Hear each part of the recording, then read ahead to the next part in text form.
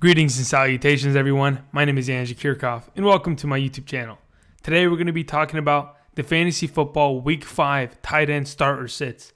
I'm going to be specifically talking about my two starts and my two sits at the tight end position as we get into Week 5 of the regular season, while also talking about my top 18 tight end rankings for Week 5. I think the top 18 will give you a pretty good gist of who I think should be starting this week. Hopefully it'll answer some of your questions, and if it doesn't, you can go down to the comment section where many other people are willing to help answer questions, and I will make sure to be able to address majority of the questions.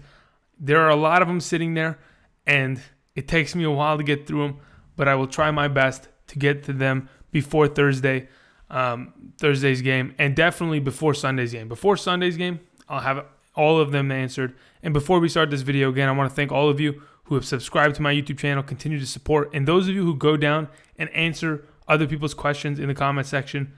A big special thanks to you again.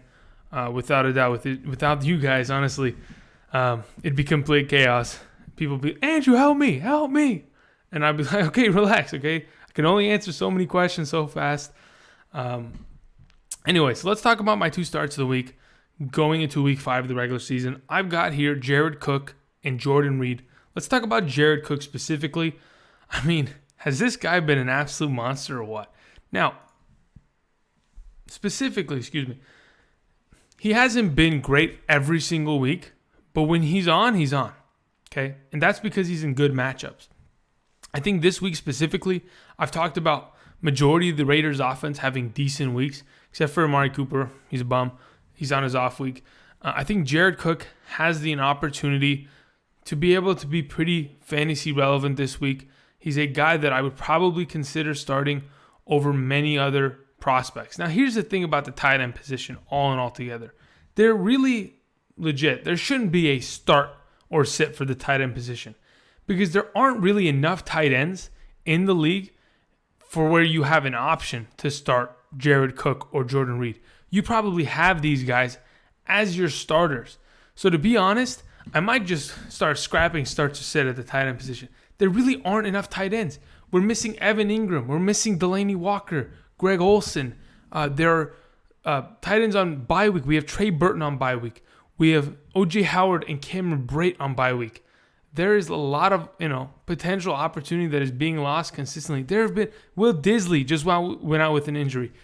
Jeff Butt, the tight end for the Denver Broncos. Again, people don't talk about these guys. He went out with a season-ending ACL injury.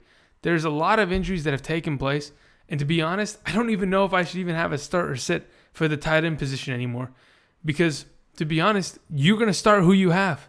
Many of you don't have an option, and it's just like, do I even suggest? Do I just go to the rankings? But either way, let me just complete my thoughts on these two. Jared Cook specifically has a great matchup against the Los Angeles Chargers this week.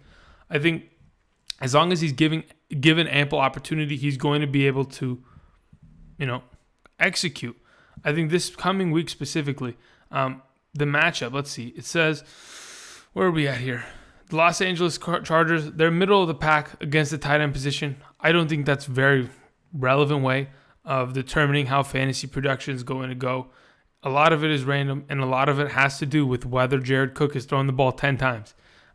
In the games in which Jared Cook has 10-plus targets, he has over 100 receiving yards and a touchdown in both those games. In the games where the productivity and opportunity is dropped, it's because Jared Cook only has 6 targets, 5 targets. It all depends on Derek Carr. I think Derek Carr in this great matchup is going to find his pieces. He's going to find success. That's why I have Jared Cook as one of my starts this week.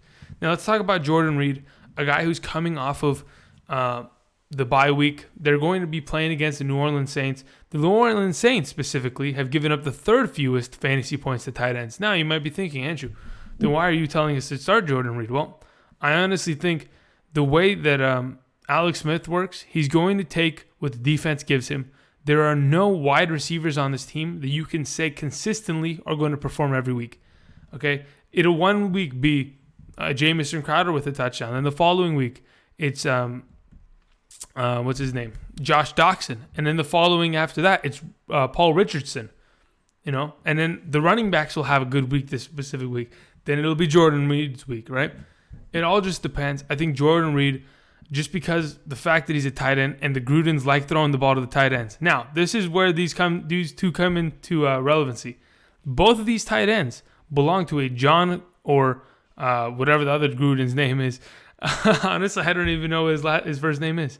But, okay, I got to figure this out. While we're here talking about tight ends, let's...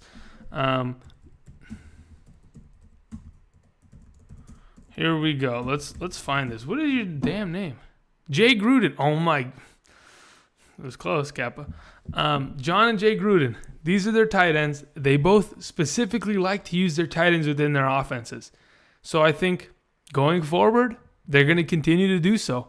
The brothers are head coaches on NFL teams. They're going to keep using their tight ends, which they've both been successful thus far. I like them both this week as my starts of the week. Now, sits at the tight end position are also very, very specific because, again, many of you don't start the garbage guys because you don't have to, right? You have opportunity to go to the waivers and pick up pretty decent talent. But for those of you who are struggling, who play in a deep league like me, I have to play Jeff Swaim this week. In another one of my leagues, I have Zach Ertz, bless my soul. In another one of my leagues, I have to play David Njoku, right? I don't have many choices. If you either have a good tight end, you have the middle of the pack tight end, or you have the deep sleeper that you're hoping has a week. But as of right now, when it comes to the sits, as I mentioned before, Will Disley out for the season, torn patella tendon. The way I see it, I don't really think Nick Vannett is going to be able to step up and fill up this spot. Like many people think, I honestly don't see it. I don't see much production at all this week, specifically against the Rams. So I don't know if Nick Vannett is a viable option. I would stay away from as much as you possibly can. And going forward, he's just like Luke Wilson practically. He's a guy who's going to catch the ball a couple times a game at best, and then he's going to be irrelevant for the rest of the season, right? Just don't let him don't let him trick you by any means. Do not pick this guy up. Do not start him this week. That's Nick Vannett. And then the second sit that I wanted to mention this week, specifically, I want to talk about Ravens tight ends. There are too many of them, right? Nick Boyle, Max Williams, as you can see on screen, Hayden Hurst, who is still out with injury, but will eventually return. And then you have Mark Andrews, who I've been saying is going to be great, and then didn't show up this past week, right? There's just too many Ravens tight ends. We don't know who the main producers are.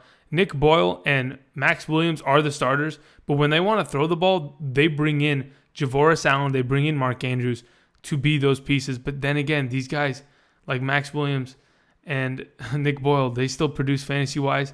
I just can't specifically tell you which one is going to have that great game. Therefore, I just say avoid all of them. There's no point in trying to play, trying to flip a four-sided dice and hope to God you get the side that you specifically hope for. Because honestly, there is a possibility that none of the tight ends for the Ravens do anything. Yes, they get yards, but touchdowns, not so much. So, without further ado, let's get into the rankings, shall we? All right, this is going to be a shorter video because that's how tight ends work, right? There isn't much talent at the group. There isn't much explaining to do, right? In a top 10 scenario, the top 10 on this list should all be starting in your league. If by any chance any of these aren't, congratulations, go pick them up off the waivers. Or somebody in your league has made a huge mistake and drafted too many good tight ends and is just sitting on them. Anyway, number 1, Travis Kelce. My goodness. Wow. He produced the way I thought he would. He was my number 1 last week. Ended up doing what I predicted, which is be fantastic, right? He continues to get a boatload of targets. He found the end zone this past week. Found himself a lot of receptions for PPR people and had himself some good yards. Travis Kelce is a wide receiver stuck in a tight end's body, and he continues to just ball out. He is so consistent, and with Patrick Mahomes finding him as a safety blanket, Travis Kelce is going to continue to be a number 1 wide receiver, I think, rest of season. And I'll talk about that as we continue to go through these rankings. But as of right now, Travis Kelce, he's my number 1 tight end going into week 5 of the regular season. Number 2, Zach Ertz came off a fantastic game. I mean, an absolute one to remember, to be honest. 14 targets, 10 receptions for 112 yards. In a PPR, this man scored 22 points, right? I had him on my team. Did you? I don't know. It just depends how much you wanted to spend up for that tight end position, where you wanted to take him. But these tight ends, Kelce and Ertz, they continue to produce weekly, and there's no one that's going to take their production away from them. They are for sure favorite targets of their specific quarterbacks, young guys in their second and third year that need to find the tight end position. Zach Ertz is fantastic. Going into this week against the Minnesota Vikings, I think he'll have pretty good success because he's going to continue to get his opportunities, and he's playing against Anthony Barr, who's been embarrassed the last 2 weeks. Maybe he gets stiff-armed this week. You never know. Number 3, we have Rob Gronkowski. Now, a quick disclaimer as of right now.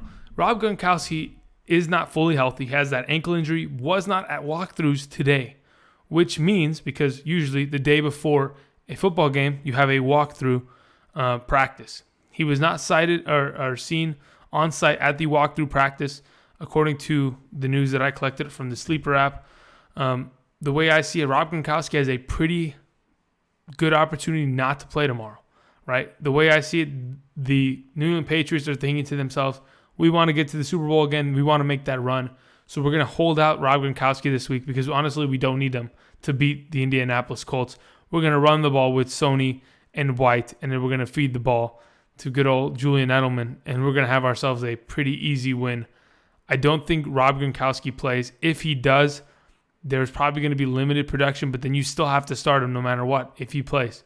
Unless you have one of these other guys, which I doubt because many of you aren't stacked at tight end because your leagues are just that thin because there's so many teams. Either way, that's just a little disclaimer. Otherwise, he's number 3. If he's fully healthy and playing, he's my number 3, especially in that great matchup against the Colts.